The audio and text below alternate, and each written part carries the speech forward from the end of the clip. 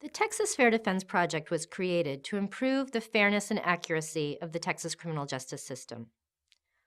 Our work focuses primarily on improving the indigent defense system so that people accused of criminal offenses can't be denied the opportunity to defend themselves and don't end up railroaded by the government.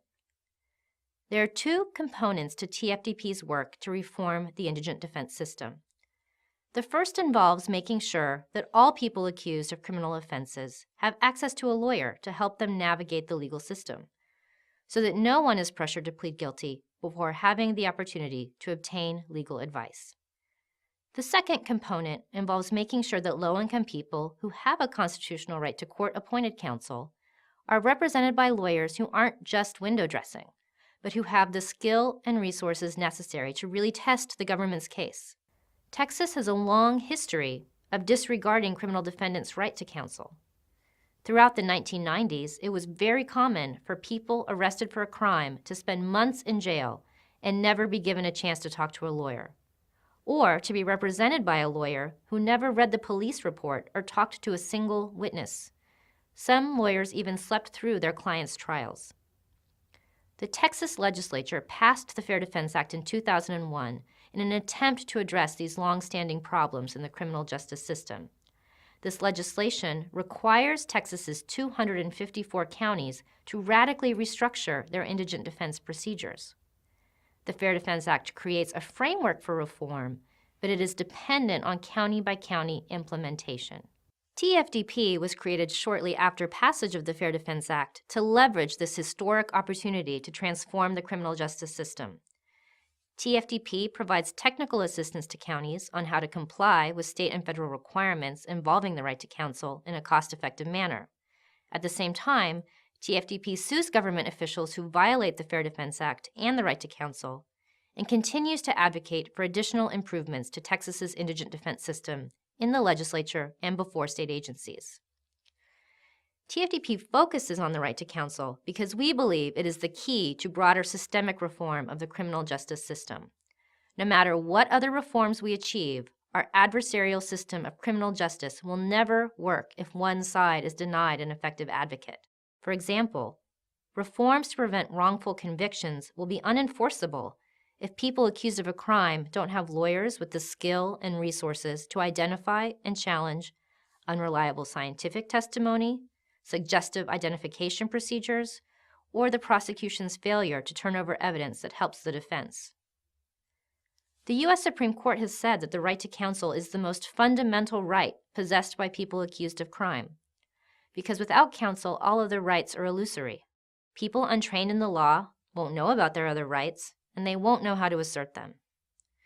TFDP was created to secure that most fundamental right for people too poor to hire their own lawyer, so that all of their other rights won't be lost.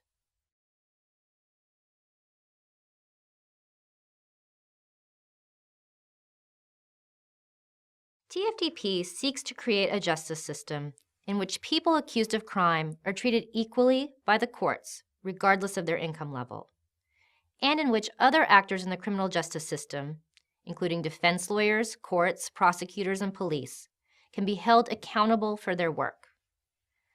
In the next several years, TFDP will continue to challenge indigent defense procedures in counties that deny lawyers to defendants charged with misdemeanor offenses, providing every person who's financially eligible for appointed counsel with the opportunity to consult with counsel not only is necessary to make the criminal justice system more fair and accurate, it also is a key step in the process of evaluating the system's costs and benefits.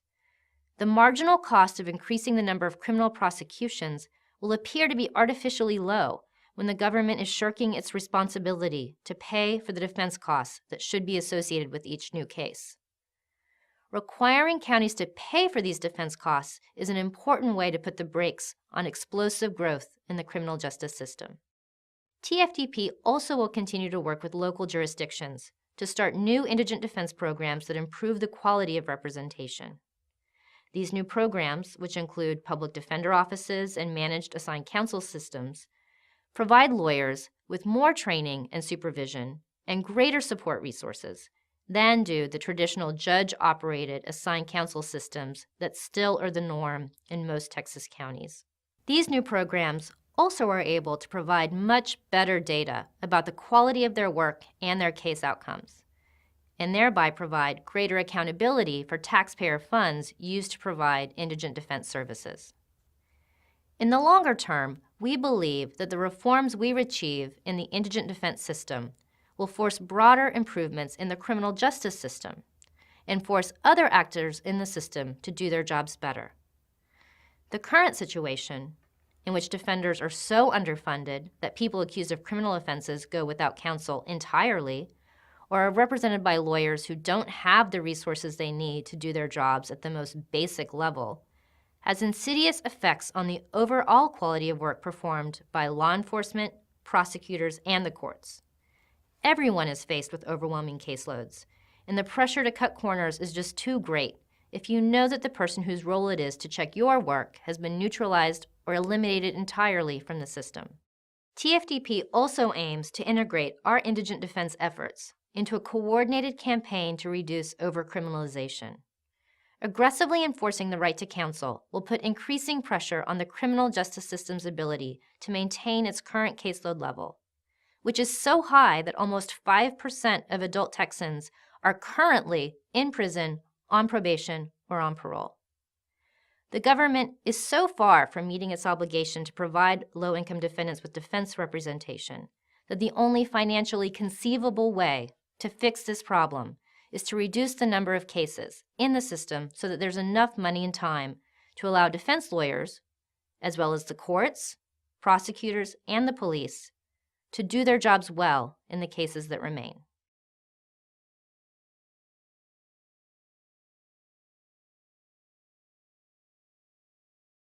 TFDP's work involves a unique balance of technical assistance, legislative and administrative advocacy, and highly targeted and successful impact litigation.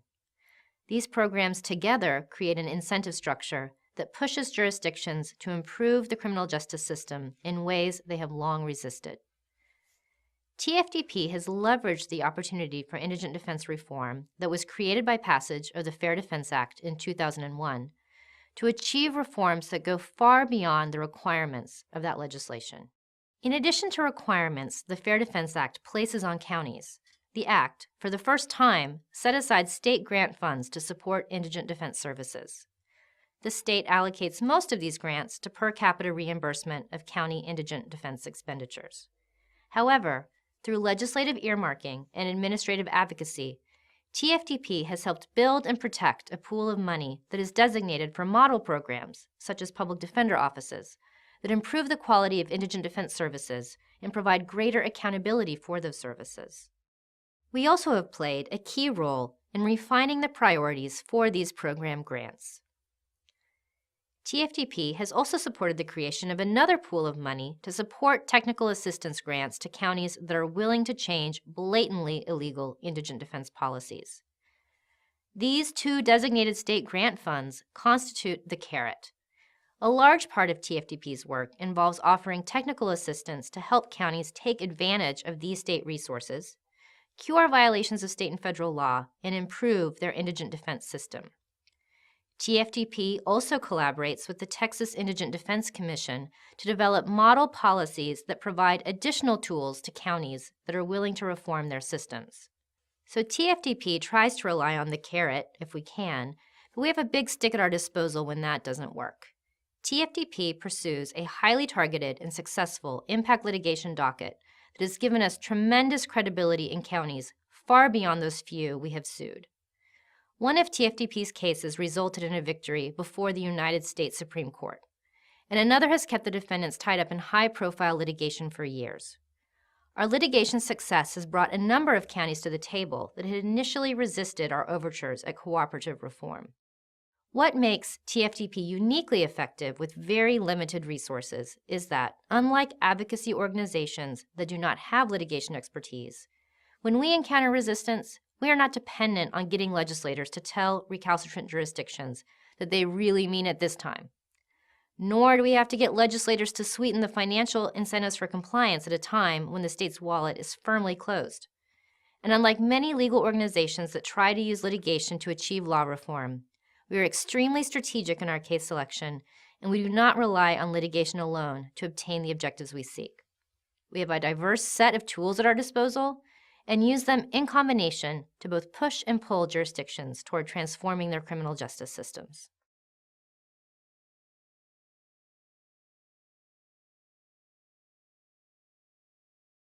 TFDP is effective because we use a coordinated, multidimensional approach to achieve systemic change. We're lawyers, and high-impact litigation is an important tool in our toolbox, but we also pursue our goals through legislation, public education, and by identifying best practices and providing technical assistance to state and local officials. With its broad expertise, TFDP is able to create and respond flexibly to opportunities for change in a variety of interconnected contexts.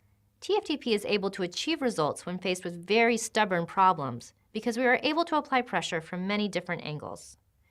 For example, one of TFDP's main goals has been to end county practices that prevent people accused of criminal offenses from getting help if they are too poor to hire a lawyer. From the outset, this problem appeared to be almost intractable. Counties were reluctant to pay for lawyers when they had avoided doing so for years. Judges were happy with how quickly they were able to move cases off of their crowded dockets when the defendants didn't have lawyers. And prosecutors got so used to talking to unrepresented defendants, they stopped questioning it anymore. Defendants in many counties just stopped asking for lawyers because they knew they wouldn't get one. TFDP has made real progress in beginning to overcome these powerful cultural hurdles to change by identifying weak spots in the legal and human framework of the existing system and attacking them with a coordinated array of tactics. TFDP conducted field research and statistical analysis that established the scope and nature of the problem and framed the debate on this issue. TFDP obtained an opinion from the United States Supreme Court that eradicated the proffered legal justification for county policies that denied counsel to defendants released on bond for months and sometimes years after their arrest. TFDP successfully advocated for legislation that prohibits coercive practices that many counties were using to pressure defendants to plead guilty without first consulting with a lawyer who could evaluate the case against them. TFDP drafted model procedures to help counties implement measures that complied with the new legislation in a cost-effective manner. TFDP offers one-on-one technical assistance to counties on how to conform their indigent defense policies to the law. And TFDP distributes public education materials and provides direct support to defendants all over the state so they can advocate for themselves when counties deny their right to counsel. TFDP orchestrated all of these tactics to achieve a significant decrease in the percentage of defendants who are convicted of a crime without ever talking to a defense lawyer. We take a similar multi-pronged approach to other issues on our agenda. TFDP also is effective because we are very strategic about harnessing achievements in one of our issue areas to achieve broader criminal justice reform.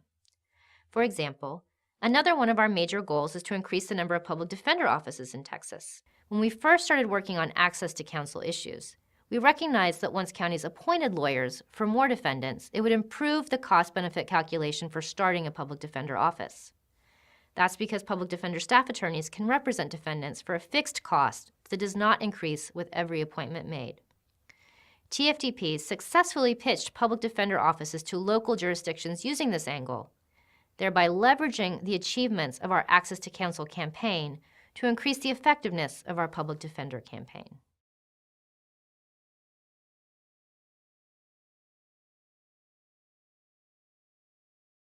TFDP tracks its success using direct and indirect outcome measures. We believe that a mix of measures is appropriate because it's hard to evaluate some of our goals, such as improving the quality of representation provided to poor people accused of crime, using direct outcome measures alone. This is because a defendant who receives top-notch representation may still be convicted and receive a long sentence if the government has strong evidence of a serious offense. A piece of legislation that authorizes counties to adopt an optional system for improving defense services can still be an important first step toward significant reform, even if it requires TFDP to do follow-up work to achieve program adoption at the local level. TFDP evaluates the success both of its distinct activity areas, such as litigation, and of its distinct campaigns, such as our campaign to end policies that deny defendants access to counsel. For example, To evaluate the success of our litigation program, we track metrics including settlements and judicial dispositions of our clients' claims, precedential opinions on an issue that will, by its nature, have an impact on a large number of indigent defendants, the number of requests for legal assistance we receive and respond to through our statewide intake program, the number of intake cases for which we provide legal assistance, and the outcome of intake cases where we provide legal assistance. So we know annually exactly how many requests for legal assistance we received, how many of those cases we responded to by providing direct services, and how many times we succeeded in getting the defendant a lawyer. Over its lifespan, TFDP has a 100% success rate in getting defendants a lawyer in cases in which we provide direct services. TFDP is able to gauge the success of some of our campaigns using quantitative data. For example, after we passed legislation in 2007 banning practices that strip defendants of their right to counsel, the average rate of defendants receiving court-appointed counsel in Texas counties increased 5 percentage points in misdemeanor cases and over 20 percentage points in felony cases between 2007 and 2008. We measure other campaigns with less direct measures. For example, we evaluate our campaign to improve the quality of counsel by tracking the number of counties providing indigent defense services using models such as public defender offices that allow for tracking of defense lawyer activities and outcomes. Then we determine whether or not we played a direct role in the creation of those programs by participating in the county planning process. We also track one-time successes, such as passage of specific legislation, or the state bar's adoption of performance guidelines for criminal defense lawyers that were drafted and edited by TFDP staff.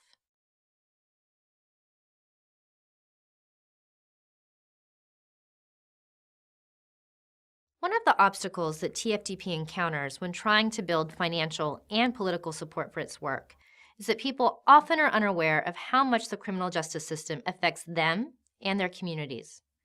Because people don't always understand their stake in the criminal justice system, it can be difficult to attract support for helping people accused of criminal offenses when there are so many other issues competing for attention from donors and the general public. The criminal justice system affects everyone. This is true even if you or a family member is never a victim of a crime or accused of committing a crime. How well the criminal justice system does its job affects how safe we are. It may affect where we live and where we send our kids to school. Whether we trust the results produced by the criminal justice system affects how we feel about the legitimacy of how government uses its power. Exonerations have made us question how we can trust the authorities if they can't get it right, even when an individual's physical liberty and future victims' lives are at stake. And we all pay the price for a criminal justice system that has grown so massive that over 1 in 4 adult Americans has been a defendant and has to deal with the lifelong consequences of having a criminal record. Even a conviction for a minor offense can cause someone to lose a professional license, lose custody of his or her children, or be deported. The fundamental principle that motivates TFDP's criminal justice work is that all people deserve fair treatment under the law, particularly when their liberty and livelihoods are at stake. This principle represents a core value of our American society, and when the criminal justice system doesn't live up to this value, it affects all of us. The very wide net cast by the criminal justice system also has serious implications for the economy and social stability. We're creating a nation of criminals who do not have the full rights of citizens and who are permanently locked out of large segments of the economy. The criminal justice system does affect you and your neighbors on multiple levels every day. You have a stake in TFDP's work to address some of the criminal justice system's worst failures and mitigate some of its harshest unintended consequences.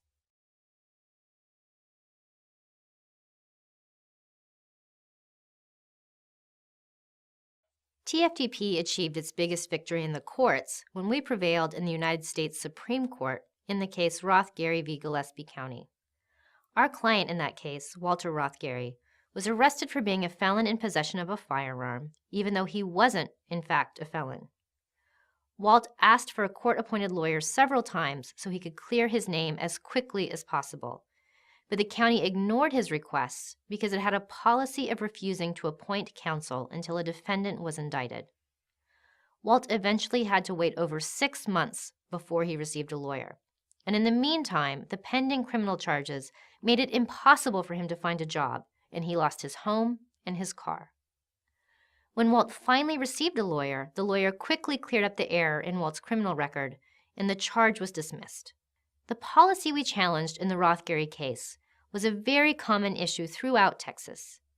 Each year, our victory in that case helps tens of thousands of indigent defendants who are released on bond get a lawyer's help much more quickly. The decision also is being used by other organizations to improve access to counsel in states across the country.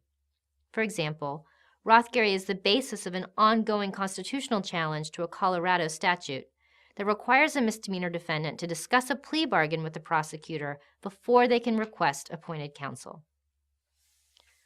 On the legislative front, TFDP has drafted a number of bills that have passed the Texas legislature and been signed by the governor, including legislation that prohibits practices that pressure defendants to plead guilty without counsel, legislation that extends the Fair Defense Act to probation revocation cases and provides for prompt access to counsel on appeals, and legislation that makes it easier for counties to develop innovative indigent defense programs that can improve the quality of representation. TFDP also was a key supporter of legislation that created a new state public defender office to represent death penalty defendants in post-conviction proceedings. This office replaced a system in which private appointed lawyers often filed grossly inadequate pleadings and waived their clients' rights to waive meritorious legal claims. TFDP also has collaborated with state agencies and quasi-governmental entities to adopt policies and guidelines that have improved the quality of indigent defense services. Most recently, TFDP staff drafted and edited performance guidelines for criminal defense representation that were adopted by the State Bar of Texas and that are already shifting the accepted standards of criminal defense practice across the state. Finally, TFDP has played a leadership role in establishing new public defender programs that are reshaping the Texas indigent defense landscape. TFDP was a member of the study group that developed a plan for the Public Defender Office in Harris County. Before this office was established, Houston was the largest U.S. city without a public defender program. TFDP also helped establish the Regional Public Defender Office that provides death penalty trial representation in over 100 Texas counties, and is continuing to help that office expand to additional counties across the state.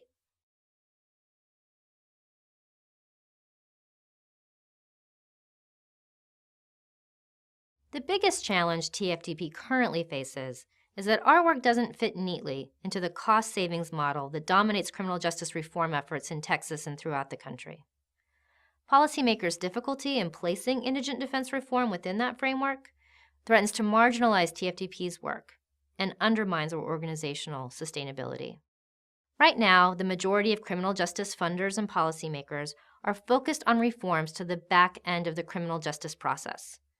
There's a good amount of bipartisan support for being smart on crime and saving taxpayer money by reducing the lengths of prison sentences and diverting people convicted of certain crimes to probation and treatment programs. That is totally important work that is having a real impact on individual lives.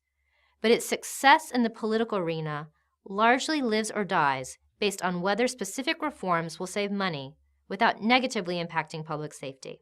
Indigent defense doesn't fit easily into this cost savings model. Although improving efficiencies in indigent defense often saves money on other budget line items, such as the amount counties spend on pretrial detention, direct indigent defense expenditures do inevitably go up when counties stop denying counsel to entire classes of people accused of crime, or start providing defense lawyers with the resources necessary to defend their court-appointed clients. TFDP is responding to this challenge by devoting significant effort to better articulating the key role that indigent defense reform can play in transforming the criminal justice system and ultimately reducing the system's fiscal footprint.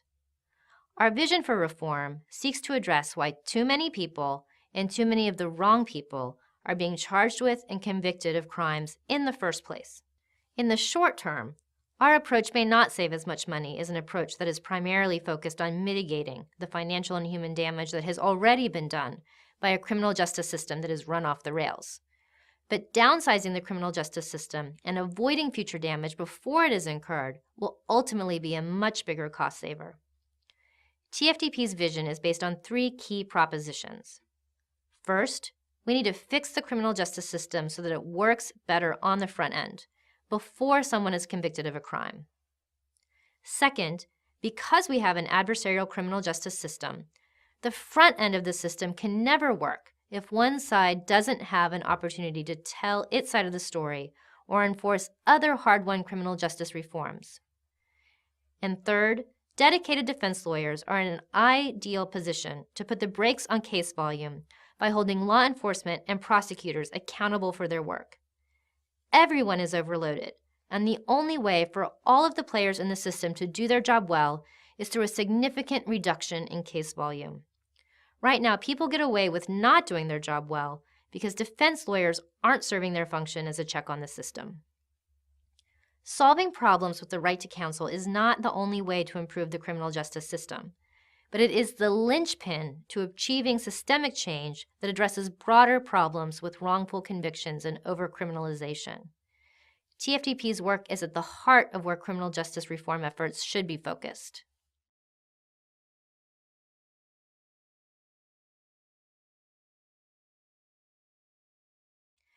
TFDP's first fundraising priority is to raise funds to allow us to maintain our current operations. TFDP's need for new sources of funding is urgent. One of TFDP's most loyal foundation funders is in the process of spending down the principal of its endowment, and as part of that process has wrapped up its support for indigent defense work. TFDP's leadership has been planning for this event and has set aside a reserve to help us through this transition, but we will be forced to reduce our program activities if we don't replace this funding soon. TFDP's small staff of 3 has been able to achieve remarkable results with very limited resources, but we are stretched to the limit. If we are forced to reduce our staffing due to lack of funds, we will not be able to maintain our current scope of operations. TFDP also hopes to secure additional resources so we can fill a vacant position. This position is dedicated to making it easier for people accused of crime to be released from jail while they are awaiting trial, and to reducing the fee burden placed on people convicted of crimes. TFDP expanded into these areas in 2008 because of their potential to make it easier for people accused of crime to maintain employment and help prepare the defense prior to trial, and to support themselves and their families after conviction. While this program was active, TFDP successfully inserted fee waiver language into dozens of criminal justice bills so that indigent defendants would not leave the criminal justice system burdened with debts they could never repay. We also forced the Texas Department of Public Safety to create amnesty and indigency programs for drivers who lost their licenses because they were unable to pay civil penalties associated with criminal offenses. TFDP was very committed to these programs and funded them out of general support funds for 2 years. However, the position became vacant through attrition, and faced with the funding threat to our current operations, we've been unable to staff these programs. There is a significant need for renewed efforts in these areas that TFDP could immediately fill with additional funding. Prevailing pretrial release practices in Texas divert criminal defendants' often limited resources to private industry, rather than to the cost of providing their own defense or to victim restitution. Defendants who are held in jail prior to trial only because they can't afford to post commercial bail also are more likely to be convicted and to receive longer sentences than similarly situated defendants who have the money to post bail. And additional advocacy to limit fees on indigent defendants is needed to ensure that poor people accused of crime aren't shut out of the benefits of new diversion programs. With additional funding, TFDP could reinitiate its work to ensure that these diversion programs don't create a 2-tier justice system, in which people with money can buy their way out of prison, while others have to serve traditional sentences for no reason other than the fact that they can't afford diversion fees.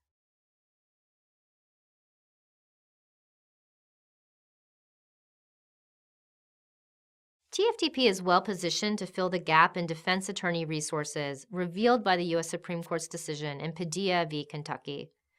Padilla clarified that criminal defense lawyers' constitutional duties include providing accurate advice related to the collateral as well as the direct consequences their clients will face if they are convicted.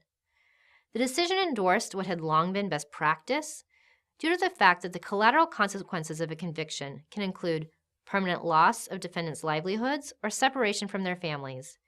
They are not infrequently more serious than the direct consequences of conviction. Although providing information about collateral consequences and how to mitigate them is essential, many criminal defense lawyers don't have the experience in other areas of law that is necessary to fulfill this duty. This is particularly true when it comes to the complicated intersection of criminal convictions and immigration law.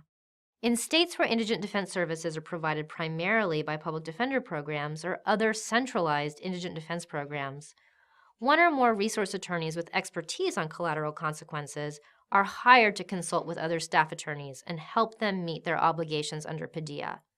But this model won't work in a state such as Texas, where indigent defense is decentralized and provided largely by private lawyers.